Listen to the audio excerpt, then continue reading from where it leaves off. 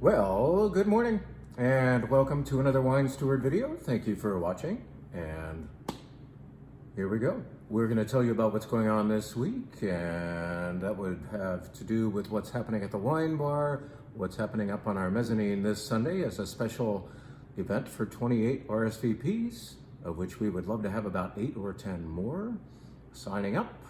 We're going to tell you about the wine of the week. We're going to tell you about something that is so good starting right about this time of the year out on the back patio.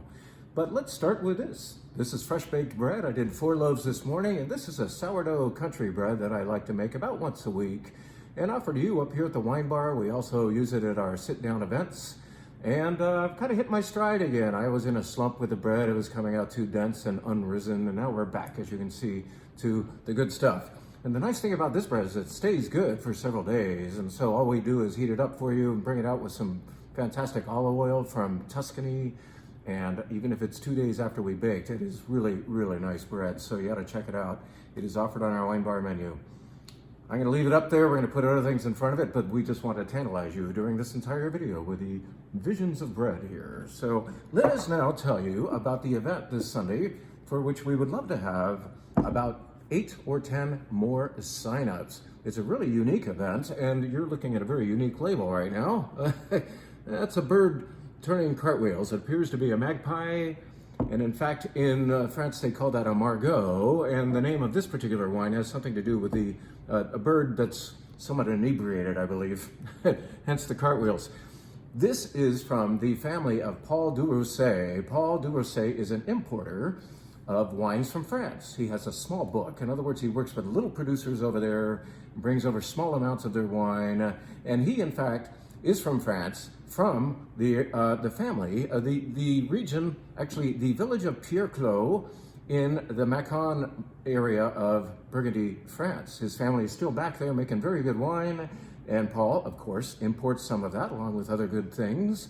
And Paul will be here this Sunday showing, not this, because this is already being used another way. It's going to our white wine club this month. But the family, besides making good Chardonnay and Pinot Noir, especially Chardonnay, also makes Aligoté. Aligoté is the other white grape of Burgundy. Well, we have somebody else's Aligoté to pour at the event, so we're going to let this be a wine club wine. And also, you guys who aren't members, you can pick this up off the shelf to try perhaps your first Aligoté. Like I said, the alternative to Chardonnay from Burgundy, France. But it is up here just to remind me to remind you that we have seats left for this afternoon. The very, very cool thing about this event is it factors in not just Paul and 7 wines that he imports from France, but Gregoire as well. Gregoire is another importer, same situation. He's from France. He's decided to come over here and live and do business here in the East Bay area. Both Paul and Gregoire live somewhere along the 680 corridor, so they're really freeway close, and will leave their families behind on Sunday evening to be with us. Sunday late afternoon, I should say. I think we're starting this at 4:30 just to be a little more convenient for you who have a day off and would like to perhaps go to dinner after this event. Maybe just walk downtown, walk down the street, and eat somewhere local. Gregoire and Paul, each showing 7 wines from France: Burgundy, Northern Rhone, Southern Rhone, Pic Saint-Loup, where the hell is that? How about a wine from the Loire Valley, a Cabernet Franc? How about some champagne? Yeah, we're gonna have a lot of really fun things, 14 wines in all. And the very, very cool thing is you get to, if you feel like you wanna help out little guys. We've talked about this before with the tariffs looming, being threatened. These guys in particular, without a lot of cash for stability, can't really make a guess as to what to order from France right now. So they're kind of in a bind with inventory. They have good inventory, but they won't forever. So we're gonna help them out in the meantime, reduce their inventory, and also enjoy untariffed prices. The stuff that's already over here is, of course, not affected by whatever might happen to pricing in a month or two. So you win, they win. It's a feel-good thing. The Wine Steward is helped out, of course, during a slower time of the year. So why not sign up, taste, learn by listening, and buy wines at very, very good prices. How about that? Beautiful values of French wine this Sunday afternoon. Go to thewinesteward.com to sign up. Thank you, Aligoté.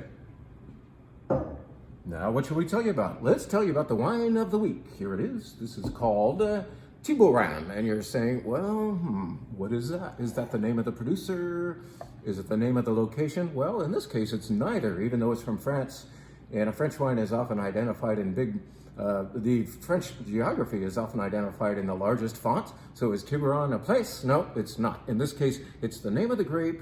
And we don't usually feature big, bold grape names on French labels, but in this case, they're making a point that you're tasting a really beautiful novelty here.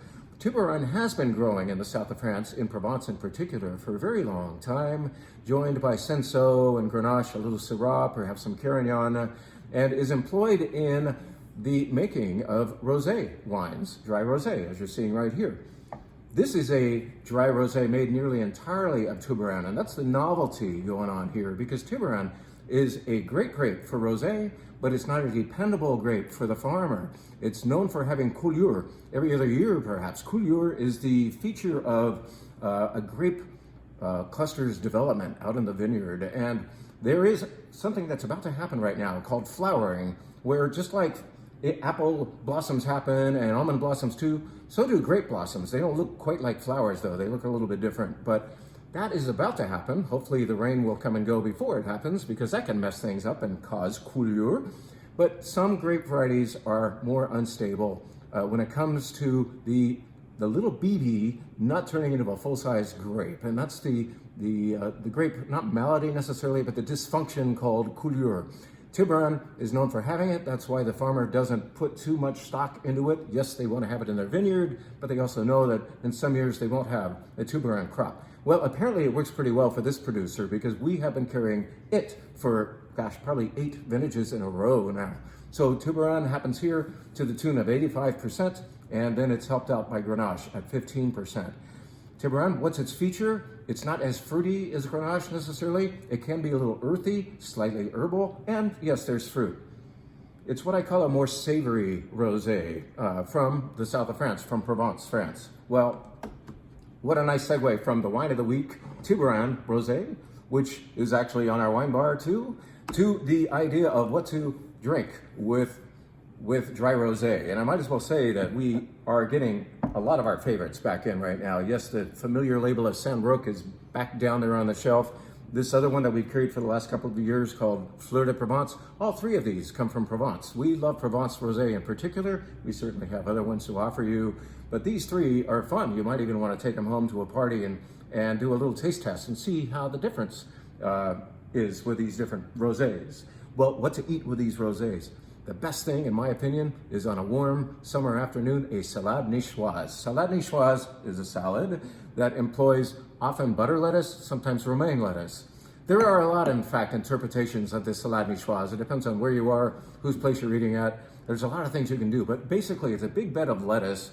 I prefer the butter, maybe a little crunch of romaine tossed in, and then great olive oil. So why not good olive oil from Spain? So we do have this ingredient for you for a salade niçoise. Really nice, kind of buttery style olive oil would be great on that salade niçoise. You don't really need much more dressing than that. Perhaps some sprinkled lemon juice, because there are so many other things that are going to happen on that salad. Now, the classic, the thing you must have, in my opinion, is great tuna. And you're probably saying, if you're uninformed, tuna? Really? No, I had enough of that at lunch in grade school. No, this is great tuna. Maybe you haven't had great tuna from Europe yet, but this is from Portugal. The Spanish also produce fantastic tuna. It always comes in a can. And the texture of tunas like this is fantastic. And you want to actually save all the oil that this comes packed in and use it as part of your dressing. So check that out. And I see somebody at the door, so I better rush this, I'm sorry. But we also have piparra peppers. Now, this would be a novelty, but I think it would be fantastic on a salade niçoise. These are mild peppers from Basque Country, Spain, piparra peppers. And they look a little bit like the haricot vert that a lot of people would use on a salade niçoise. That would be one of the more classic ingredients. How about another thing from Spain that I think would go nicely?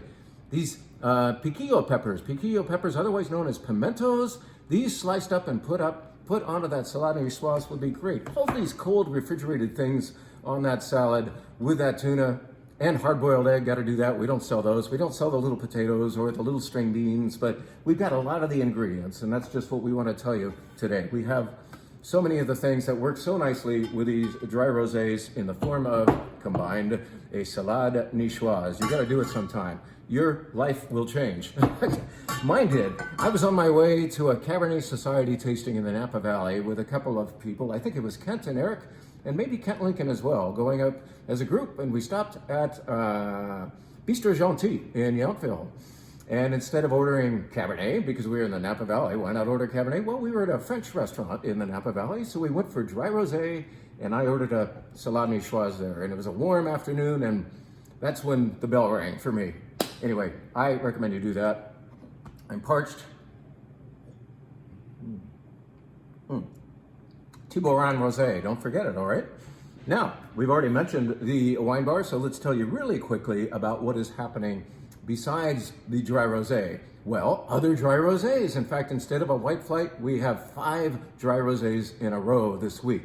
They're all 2024s, they're all fresh and newly arrived, and that Tiburon Wine of the Week is one of them. So come on up and enjoy a 2024 vintage rosé flight if you would like.